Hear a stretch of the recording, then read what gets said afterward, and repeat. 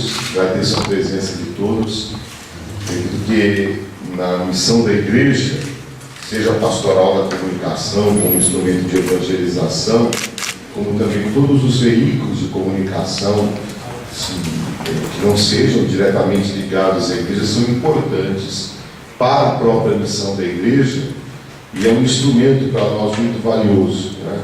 Um veículo de verdade, de divulgação, e de tornar presente aquilo que nós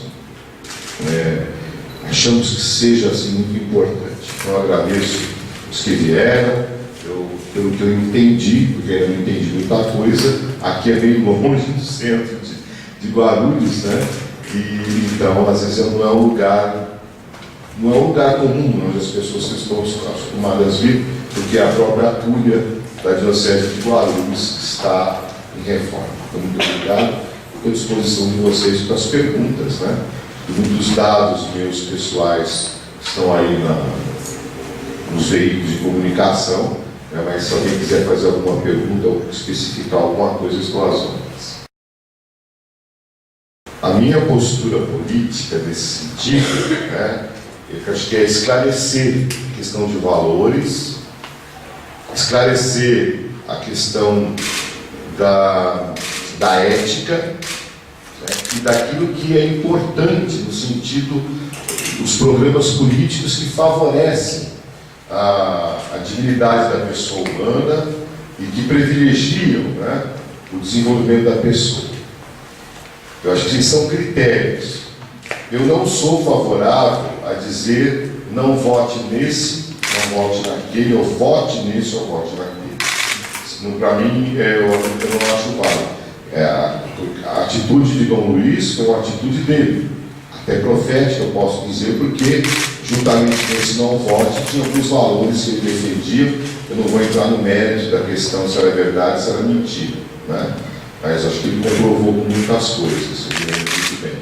Mas eu não diria isso, porque acredito que a missão da igreja, diante do povo de Deus, é formar, né? Não é fazer a cabeça de ninguém, né?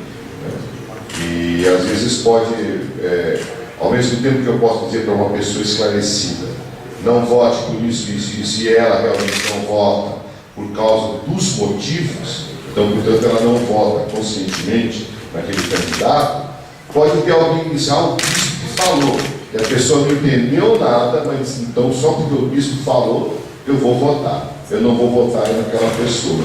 E o que acontece? Ela não vota conscientemente, não é essa a educação política que a igreja tem que transmitir aos seus fiéis, né? Quando se fala da casa de fé e política, se fala de uma votação consciente. Então, isso eu dizer até para o clero hoje, né, que é uma novidade para mim, né?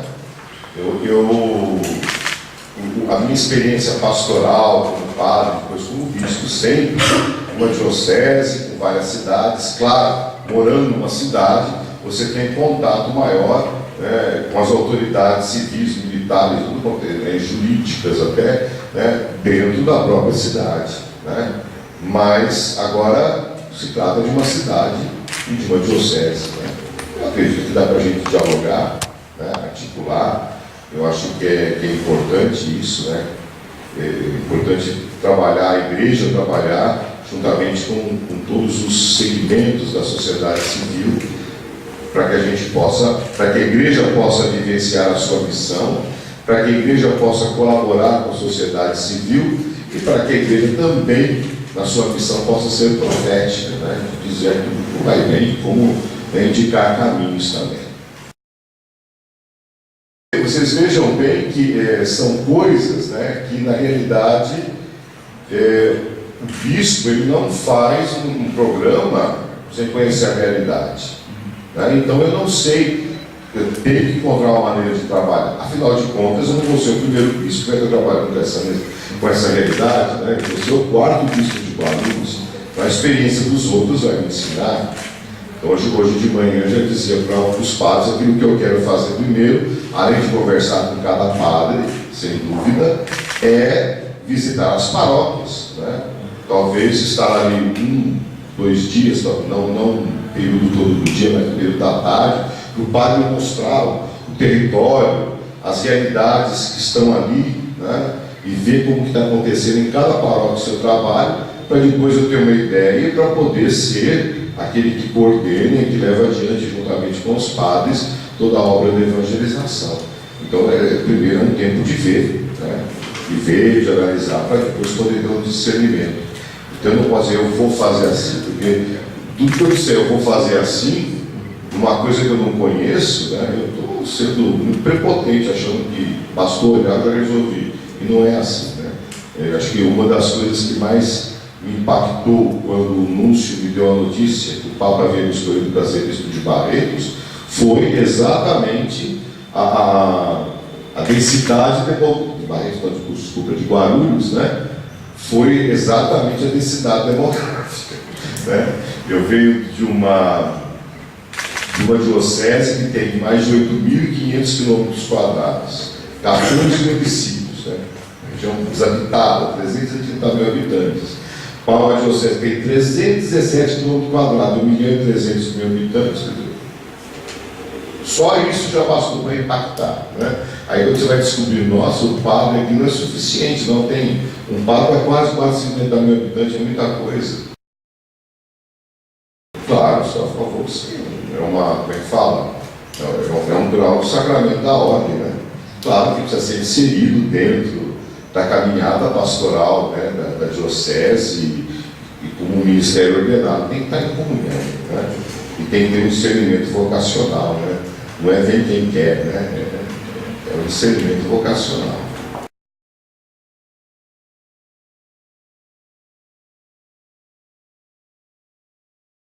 Olha, eu acho que o Pentecostes não é só pós-Jornada Mundial da Juventude, né? Eu acredito que ele já tenha começado aqui no Brasil quando, em 2006, 2007, foi lançado o documento 85 da CNBB, sobre a evangelização da juventude, e se abriu essa perspectiva do setor juventude, né? Onde não se vê o jovem na igreja uma dispersão, né? Mas que o jovem está em verdadeira comunhão nas várias expressões de evangelização da juventude. E eu acredito, não sei a realidade aqui de Guarulhos, né? Mas a experiência que eu tive em Barretos, quando foi implantado o setor juventude, a evangelização da juventude começou a dar um novo impulso, né? Porque no interior, né, principalmente no norte do estado de São Paulo, nós temos uma dificuldade muito grande, né, porque os jovens, por causa do estudo, por causa do trabalho, saem. Não é talvez uma realidade de São Paulo, de Guarulhos, onde você tem universidades, tem campo de trabalho, quer dizer, se você não trabalha aqui em Guarulhos, você trabalha em São Paulo, que não tem, como é que fala, não tem mais limite, né, de separação. No interior, não. Então nós conseguimos, porque o jovem já vai dizer, não vou participar de nada, não vou em nada, porque depois, o ano que vem, eu tenho que ir para não sei aonde fazer faculdade, né? E agora, é claro, depois da Jornada Mundial da Juventude, isso ficou muito mais claro, né? Onde o próprio jovem, né, das nossas dioceses viu com os próprios olhos várias expressões da juventude unidas naquela praia de Copacabana, né, e ver que é possível a comunhão, não só as várias expressões, mas as várias línguas, né? Então, eu acredito que o setor juventude experimentou um amadurecimento, né, de respeitar o carisma do outro, de não se impor e de estar aberto, né, às várias expressões, claro, respeitando o carisma de cada um. Sem dúvida, né, a presença do Papa Francisco no Rio de Janeiro e no Brasil trouxe assim um novo vigor aos próprios jovens, né, que começam a olhar a igreja de uma outra maneira, né? É verdade que lá no Rio tivemos manifestações contrárias, né, à presença do Papa, grupos ali naquele túnel, né, no túnel dos irmãos, entre como é que fala, o aterro e ali em Copacabana, né, que é sempre, não sei se eram evangélicos, né, com placas, com protestando, etc. Mas também apareceu lá na internet, gente, eu sou evangélico, mas gosto do Papa, né? Mas teve essa comunhão. Então eu acredito que essa comunhão foi muito importante, né? Agora, é claro, acredito que todos os setores de juventude das dioceses têm que aproveitar agora essa expansão que a própria Comissão Episcopal para a Juventude no Brasil está dando, né, de formação, etc. Né? Já em dezembro os assessores se reuniram, eu não sei se daqui de Barretos ou de Barretos ainda. De Guarulhos, você foi a Brasília, né? E teve toda aquela linha da formação, da acolhida. Agora vai ter aqui do Rio Grande de São Paulo, parece que o Pedro Stinghini marcou uma reunião lá em fevereiro, né? Então, isso é muito importante, né, para a gente continuar esse trabalho. Tá bom? Eu não sei qual seria para Guarulhos, porque é aquilo que eu falei, né? Eu não sei aqui, geograficamente nem direito onde é que eu estou hoje aqui, né? Então, não sei. Então fica meio difícil, né? Mas, veja bem, a reflexão pastoral no Brasil, já há alguns anos, tem trabalho. Saiu um documento que seguramente os bispos esse ano vão aprovar, é um documento da CNBB, Comunidade de Comunidades, uma nova paróquia, né? Onde fala da pequena comunidade territorial. No meu entender, a pequena comunidade territorial, presente no território de uma paróquia, é a comunidade de base. Eu posso chamar de comunidade só, posso chamar de setor, de núcleo, de célula, sei lá o que, quero chamar, né? É uma comunidade eclesial de base, porque é uma comunidade que se reúne na palavra, na liturgia, na convivência fraterna, na caridade, né? São elementos da comunidade. Claro, e ali vão aparecer os carismas, diversas pastorais, etc. E todos vivem essa comunhão, né? Então, eu não sei como é que isso está acontecendo nas paróquias de Guarulhos. Eu vou, né, dar um conhecimento. Eu acho que a gente pode chegar a um denominador comum, se chamar de SEBS ou não chamar de SEBS, uma coisa assim, porque existe, eu até dizia, né, que tem gente que só arrepia de ouvir falar o nome SEB, né? Então, para mim, né, comunidade eclesial de base, setor, núcleo, sei lá, né? A essência é a mesma. Acho que tem que ter esses elementos que caracterizam uma pequena comunidade cristã, né? Como essa espiritualidade do sair, né, que o Papa Francisco fala na Evangelii Gaudium, né? De sair, de ir em missão, etc. Então, essa pequena comunidade existe ali. Então, acho que nós podemos depois, né, eu conhecer um pouco a realidade, nós não podemos pensar hoje mais numa paróquia, num aspecto, uma paróquia centralizada, né? Uma paróquia que faz uma pastoral de manutenção, né? Que está lá, ó, quem quer batizar vem aqui, quem quer fazer a primeira comunhão vem aqui, quem quer ouvir vem aqui. Não, a paróquia tem que ser missionária, né? Então, e acho que nós depois podemos ver como levar isso adiante, né? O 13º intereclesial ali de Juazeiro do Norte, né? Ele tocou mais de perto da presença profética das comunidades eclesiais de base, né? Então, a presença profética é o quê? É ser igreja, ser presença, né? Eu acho que na maneira de ser, na maneira de optar, na maneira de intervir, né? Porque muitas vezes, diante de tantas realidades sociais, nós somos omissos, né? Não estamos falando nada, né? E você fica naquele negócio, o que adianta falar? Só eu falar, entendeu? Então eu acho que uma comunidade iluminada pela palavra vai fazer algo. Agora, é claro, com relação à questão não da estrutura, comunidades eclesiais de base, mas muitas vezes o discurso das séries, né, eu tenho realmente as minhas reservas, né? Porque, claro, que essa questão do profético lá em Juazeiro ficou, sabe, aquele negócio, precisamos falar contra isso, precisamos falar contra aquilo, precisamos falar contra aquilo outro. Quer dizer, é uma falação contra que não acaba mais, né? E ninguém percebe que o ser humano precisa ser reconstruído a partir de dentro, né? O que adianta você pegar um porrete, destruir tudo que está errado e daí? Para construir o quê? Ser profético não é ser só isso. Então eu acredito que a SEDES, né, no seu discurso, precisa realmente ter fazer um upgrade, né? Subir um grauzinho a mais e apresentar também uma proposta de testemunho, de construção, de renovação da vida das pessoas. Eu acho que essas coisas dependem muito da realidade, né? A família é importante, né? Isso, o Dr. Joaquim até tinha isso como era uma função dele, até do episcopado da Igreja Nacional, ele trabalhava na Comissão Episcopal da Família, da Nacional para a Família. E a família não pode ficar de fora em nada na questão da pastoral familiar, né? No seu conjunto.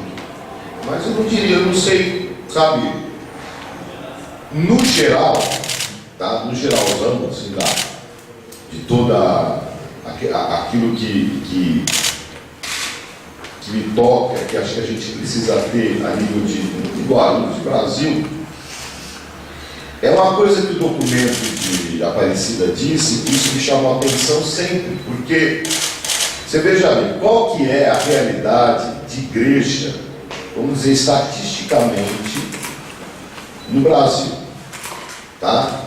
Os lugares menos, os lugares mais, mas é isso aí, tá? De uma população que se diz católica, tá? 10% são aqueles que participam, por exemplo, daquilo que é o central na vida do cristão, a celebração eucarística aos domingos, tá? Então você pode até verificar isso, né? Talvez seja até menos. Numa paróquia de 50 mil habitantes, ou numa paróquia, vamos supor, que tinha 40 mil católicos, né? A média deveria ser, entre as missas do sábado, à noite e do domingo, 4 mil pessoas. Desce em alguns lugares mais, outros menos, tá? Desses 10%, aqueles que têm uma atividade evangelizadora, que se dispõem a fazer algo mais na igreja, 1%. Tá? Então você teria aí, seja 10%, né?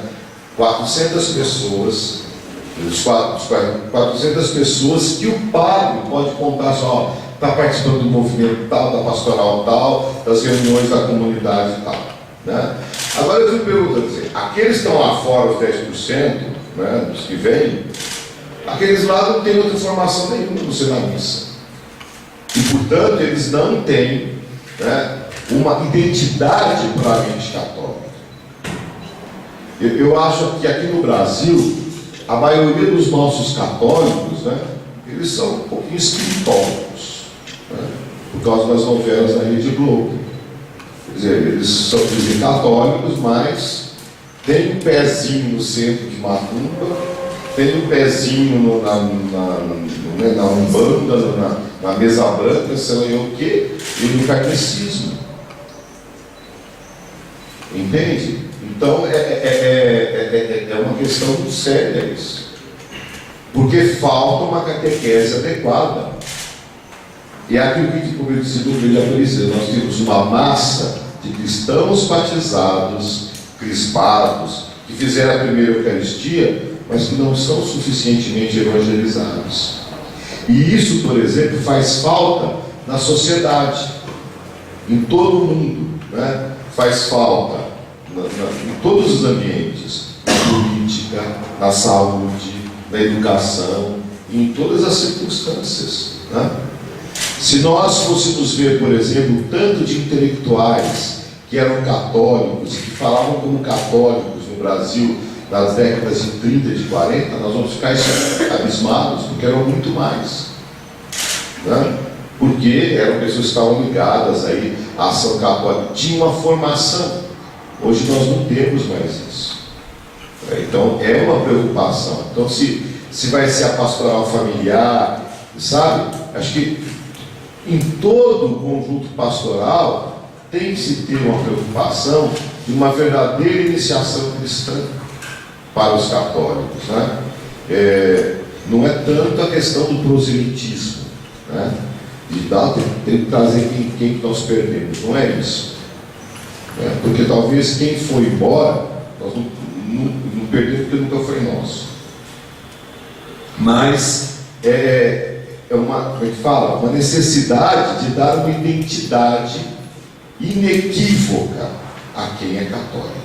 E o grande problema nuclear é esse. Depois, que coisas nós vamos priorizar, né? Pode ser priorizada como instrumentos de evangelização para sanar esse problema, aí é toda uma articulação pastoral que a gente vai ter que pensar, né? Então eu posso priorizar a família?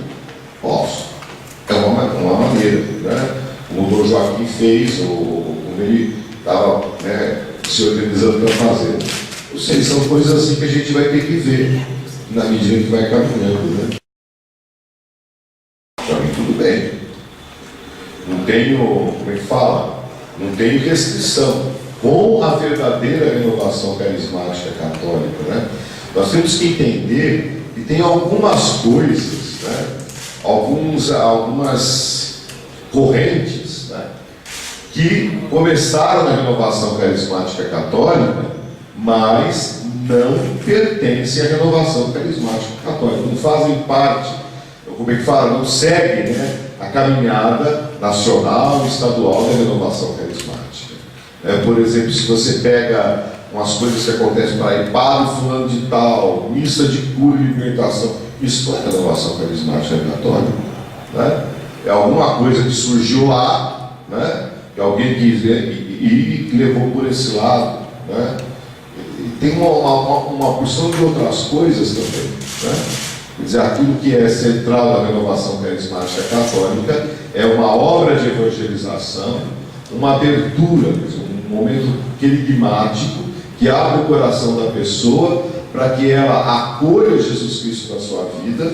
Isso se faz mediante o seminário de vida do Espírito, né? E são 9 encontros ou 9 semanas de evangelização, de reflexão, e aí faz aquele chamado batismo no Espírito, que nada mais nada menos do que o momento de grande renovação do batismo. E aí vai tendo, né, a experiência de oração, os aprofundamentos e todos os ministérios que acontecem dentro da renovação. Agora, quando de repente você vê grupos, né, enormes até, que ficam muito mais trabalhando a questão de curas, de não sei mais o que, e sabe, do miraculoso, do maravilhoso, né? Aí foge do espírito, foge do próprio espírito da renovação carismática. E exatamente por isso que a renovação carismática tenha tomado um sentido muito mais forte nessa questão, eu não creio que a renovação esteja crescendo, tá? Ela está se qualificando melhor, mas muitos têm deixado grupos de oração, exatamente porque a maioria das pessoas, no primeiro momento, principalmente aquelas que estão afastadas da igreja, elas buscam o grupo de oração como uma espécie de um momento de catarse, né, para purificar as próprias dificuldades, porque vai buscar uma graça, porque vai buscar um maravilhoso, né? E para alguns pode até ser alienante isso, né? Para alguns pode ser até alienante. Depois que passa aquilo, se a pessoa não recebeu realmente o Evangelho da verdade, ela vai embora, né? Como acontece também em toda a linha pentecostal evangélica, né? As pessoas não voltam mais na igreja católica, mas também não ficam numa comunidade evangélica só, porque vai naquela porque foi bonito o canto, porque foi bonita a oração que o pastor fez. De repente se enjoa, vai para outra que parece que apareceu um pastor melhor e vai, né? Basta ver as guerras de tendências que nós temos na televisão, né? Com as igrejas, principalmente essas que trabalham a questão da sobriedade, né? Essa teologia da sobriedade, você vai ganhar dinheiro, você vai ficar rico. Então tudo isso, né, é pentecostalismo falso. Eu preciso conhecer o que tem, né? quais são as realidades, né, de evangelização da juventude que existem em Guarulhos. Ver como está organizado o setor juventude, né? Deve ter um padre assessor, deve ter jovens representantes, né? Conversar, saber o que se faz como setor, né? E o que cada expressão faz, né, por si. E é isso, né? Eu acho que a gente tem que trabalhar isso, como que os jovens estão nas suas comunidades. Então a gente tem que ver toda uma realidade para traçar metas depois, né? Quer dizer, alguma experiência disso eu tenho da Diocese de Barretos, mas é aquilo que eu falei, né? Você tem um número X de jovens, quer dizer, uma realidade muito menor, né? Uma realidade muito maior de jovens, né? Eu não sei nem qual é o percentual de jovens entre 18 e 25 anos, por exemplo, na cidade de Guarulhos. Eu não sei se nós temos em Guarulhos uma população mais velha ou uma população mais nova, não tem dados disso. Eu acredito que sim, por uma questão de unidade pastoral, né? Acho que sem deixar, né, como é que fala, de tratar casos específicos, né? Eu acredito que uma catequese de preparação para os sacramentos, ela tem que ser um processo iniciático, ou seja, no caso da criança, né? Então, tem que se caminhar, né, para uma catequese, vamos dizer, uniforme em toda a diocese e que tem essa característica de iniciação. Eu acredito que é um processo que vai, como é que fala, ser rápido, né? Se não exige, porque essa experiência eu tenho pastoral, não só de Barretos, mas onde eu vivi como padre da Diocese de São João da Boa Vista, que a questão não foi simples, né? Não foi simples, até mesmo uma mesma cidade com várias paróquias, como é o caso de Guarulhos, né?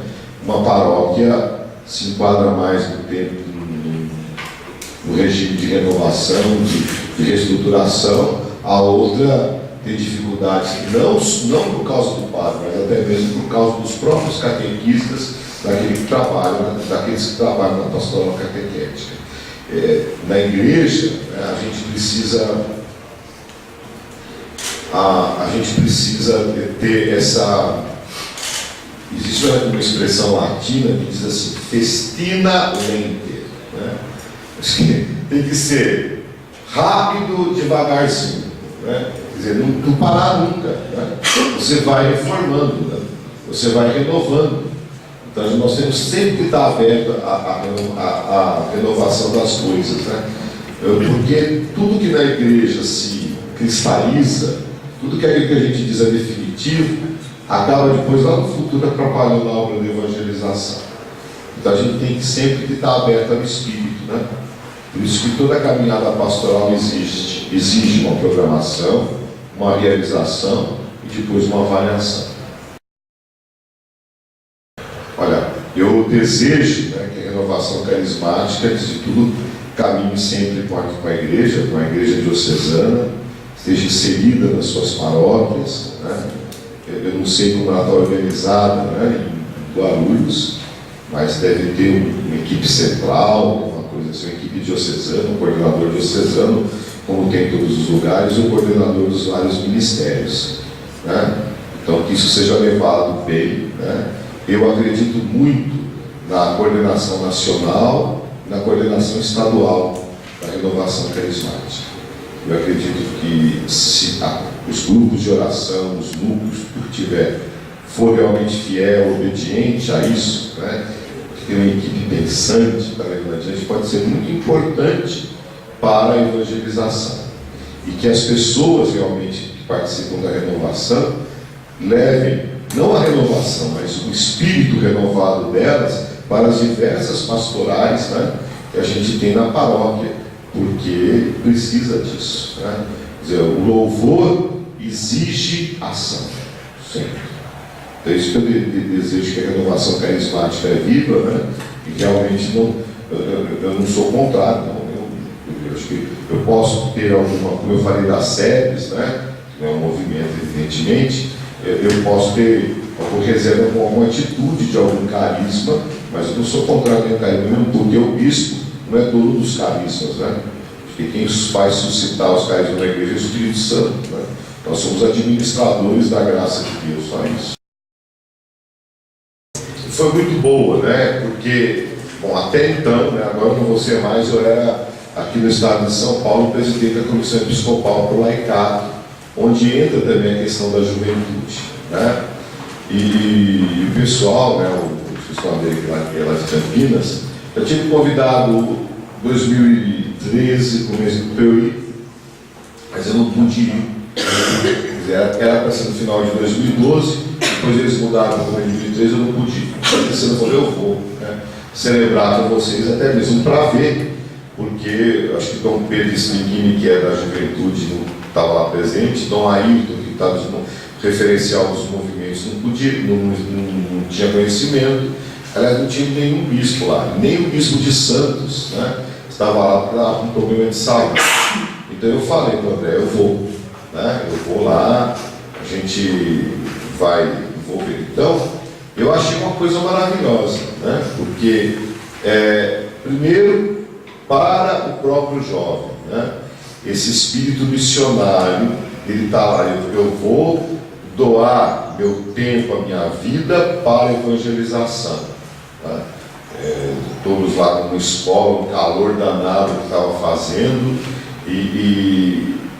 quer dizer, eles foram lá e custearam, né? Pagaram para ficar lá dormindo no chão não sei quantos dias, e tem toda uma formação. E aquilo que é simples, essa abordagem de ir lá à praia, de ficar na guarda-sol e anunciar Jesus Cristo àquelas pessoas que estavam lá, e tem um palco lá na praia, e o pessoal fica naquela coisa própria da renovação, mas não deixa de ser um movimento de evangelização. Então eu achei isso muito importante, porque é uma abordagem querigmática, né? Talvez precisa de aprimoramentos, eu até falei com o coordenador, né? Talvez uma assessoria, né, missionária que possa ajudar vocês a fazer um negócio mais estruturado, né, mas sem perder esse espírito, né, sem perder esse espírito. E eu fiquei hóspede do pároco da paróquia, porque é uma paróquia grande do Guarujá, né, no Patecano, salesianos, né. Ele diz assim, que quando os jovens fazem a missão, né, Jesus no Litoral, que foi a quarta ou quinta, uma coisa assim, né, ele diz assim, as pessoas na missa, porque lá no Guarujá, a última missa naquela paróquia, ao domingo às 9 horas da noite, né, porque, na temporada, né, assim, as missas são sempre cheias durante a temporada. Porém, aquilo que aumenta naquela semana, naqueles dias do Jesus no Litoral, são as confissões. Muitas pessoas, depois que o jovem anuncia ali, né, que não é dali, vai na paróquia para a confissão. Acho que isso é um sinal muito importante, né, que tocou o coração, aquela coisa de dançar, aquele teatro que o jovem faz, a própria alegria da juventude ali. Né? Depois me parece que eu teve projetos concretos que o Bispo de Santos pediu, né? Não sei, numa favela, mais em Santos mesmo, no Guarujá. A escola onde eles estavam também era uma escola no meio assim, de uma boca de fumo mesmo, né? E eles estavam, de vez em quando, os traficantes jogavam pedra no telhado para eles ficarem quietos, porque eles estavam cantando, rezando, aquelas coisas todas. A minha experiência foi assim, aquilo que eu vi me deixou muito contente, né? Eu disse até para o André que era para falar com o Luiz, para falar com o Dom Ayrton, né? E até pedir para o regional uma verba para subvencionar esse projeto dentro do setor juventude, né? No nosso regional. Eu utilizo pouco, né? Como é que fala? Eu não. Acho que eu não tenho muito carisma para isso, né? Então, se eu tenho que dar uma entrevista para a TV, uma rádio, se eu tenho que ir a um programa, tudo bem, né? Mas aí se, como é que fala, entre aspas, fuçado nessas coisas, eu não sou não, né? Mas eu acredito que elas são importantes exatamente para favorecer esse encontro. O Papa Bento XVI, nos últimos anos ele estava chamando a atenção de como que a igreja teria que usar essas novidades todas, né? Então, ele abriu um Twitter dele, essas coisas todas, né? E isso foi muito importante. Para mim, por exemplo, eu não tinha nenhuma rede social, então peguei mais fácil Facebook, etc. Né? Mas eu, praticamente todo dia, eu dou uma olhada no que tem lá, né? E alguma coisa eu compartilho, que eu acho interessante, etc. Né? Eu acho que isso tem atingido muita gente. Então, agora, é exatamente porque a gente pode encontrar, porque você pode dizer uma palavra para alguém que está precisando naquele momento, né? Às vezes 2 palavrinhas, né? Para dizer que alguém está prestando atenção em mim. Agora, veja bem, né? Eu acredito que um grande risco que se corre nisso é que nós estamos nos encontrando no Facebook, estamos nos encontrando no Twitter, estamos nos encontrando sem mais aonde que tem, mas não estamos, né? Porque eu acho que a questão do encontro é o tete a tete, né? Nada substitui numa relação humana. Então eu acredito que a mensagem do Papa para o Dia Mundial das Comunicações, que vai ser no domingo da Ascensão, né? Ele está falando para favorecer esse encontro, né? Porque está todo mundo assustado aqui em São Paulo com os rolezinhos, né? Então, veja bem, qual a diferença disso? Nossa, a rede social fez todo mundo se encontrar, né? Eu acredito que não para violência, para vandalismo, absolutamente não estou entrando nessa questão. Mas é isso que tem que acontecer. Então nós como igreja temos que saber usar os meios para favorecer os encontros das pessoas, encontro de fraternidade, encontro de comunhão. E isso só é possível, sabe, no encontro pessoal. Bom, eu não vi obra nenhuma. Porque na realidade eu cheguei hoje, eu vim do aeroporto de Congonhas, né, pela 23 de maio, o caminho, né, marginal do Tietê, e para vir aqui, então o Padre Francisco já foi rodeando, né, ali, que eu nem conhecia essa negócio do tabuão, eu nem sabia que existia isso. Então, pode ver, eu não passei no centro da cidade, eu passei aqui num lugar um pouco periférico, isso aqui foi invasão, né? Tá. Mas então eu não posso opinar sobre isso, né? Agora, o fato de ter encontrado com os padres hoje, né, foi muito bom para mim, porque foi um encontro assim, de espiritualidade, né? Nós rezamos a hora média, partilhamos algumas ideias e celebramos a Eucaristia juntos, né? Eu acho que não existe nada melhor do que criar comunhão, né, a partir do Cristo. Porque, claro, né, desencontros, divergências, nós vamos ter sim, né? Não sei nem quais, né? Mas vamos ter. Não pode ser diferente, né? É assim mesmo, somos seres humanos, né? Mas sabendo que nós sempre vamos encontrar a unidade no Cristo. Então isso foi muito importante para mim hoje, certo? Eu devo ficar aqui até meio-dia amanhã, mas eu estou contente já com o que eu vivi hoje. A última pergunta, Lourdes. Oi. Boa tarde, bispo. Boa tarde. Lourdes, sou também da Pastoral da Comunicação Diocesana e da Igreja do Parque Santo Antônio e da Diocese de Guarulhos. Eu tenho 2 perguntas, eu vou pegar mais ou menos uma só. Uma é assim: como se dará o encontro, né, do nosso pastor, né? Seja muito bem-vindo, Guarulhos, né? Como se dará o encontro do nosso pastor, nosso novo pastor, com o seu rebanho, né? Haverá um encontro maior, né? Será uma data, e assim, se tem alguma diretriz de trabalho, né? Então, a única coisa que eu pedi no momento, né, é que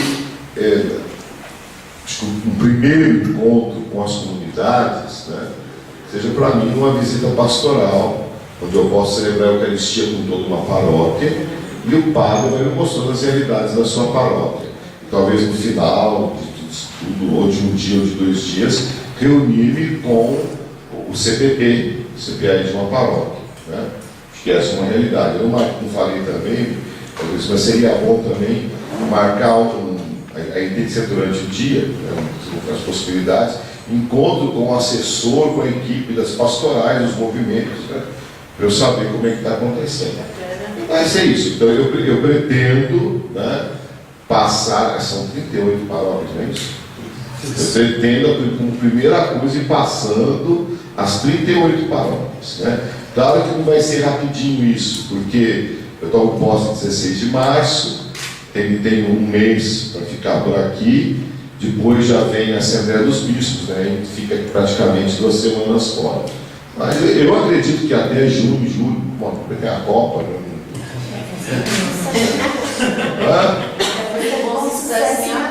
Não tem problema. Mas eu acredito que até aí a gente até meados aí até comecinho do segundo semestre, já tenha visitado todas as paróquias. Acostumado, não estou, né? Porque na realidade a PASCOM é uma coisa que acontece muito mais a nível paroquial, né? De criar comunhão entre todas as realidades paroquiais. Eu acho que é essa a missão da PASCOM, né? Não é só dar notícias, né?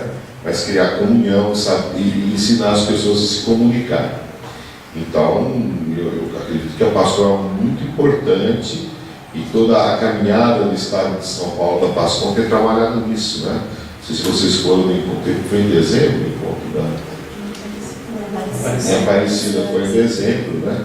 O encontro da Aparecida, que lá em Barretos o negócio mingou um pouco, né? A nível diocesano.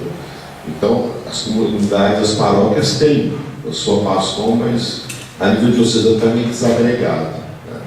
Mas, sem dúvida, é uma realidade diocesana, pelo que eu estou vendo, tem aqui em Guarulhos, é uma realidade diocesana forte, né? Tem que ser trabalhada, né? Tem que ser bem assessorada também. Obrigada. Bom, eu agradeço a todos vocês, né, pelo interesse. Como vocês podem ver, né, eu não tenho respostas prontas, né, para muitas coisas, não. Eu tenho a minha fé, a fé que eu recebi da igreja e a missão que eu recebi da igreja, e essa que eu venho trazer a Guarulhos.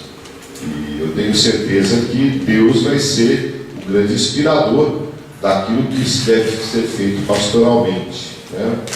E eu acho que a maioria das coisas que eu tiver que fazer pastoralmente, eu não faço sozinho, né? Eu faço em colegialidade, em comunhão com os padres, né? E exatamente com os responsáveis diocesanos leigos por tantas coisas, né?